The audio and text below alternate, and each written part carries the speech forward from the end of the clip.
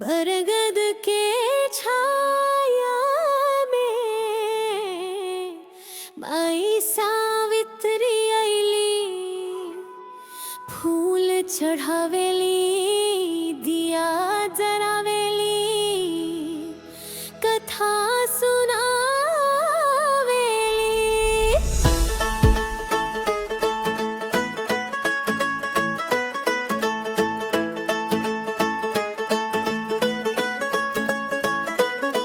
बरगद के पेड़वा के चारों ओर घूम के धागा बांधेली, मनवा प्रेम में झूम के सावित्री बन के नारी जतावेली, पति खातिर उपवास लगावेली। सत्यवान के माई भक्ति से बचा लेली, मृत्यु के मुंह से जान खींच लेली।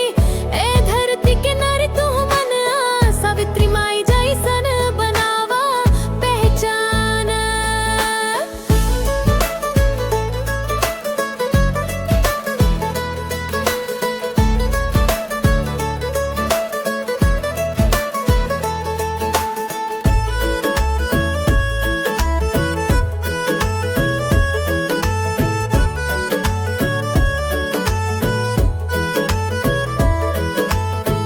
जोर प्रार्थना करब बनी, भोलेनाथ से वर मांग ले बानी।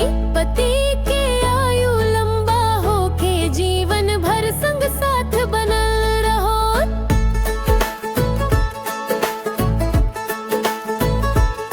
सावित्री के डिवोशन स्ट्रॉन्गेस्ट फायर, यमराज भी बोले भक्ति से हारे हमार।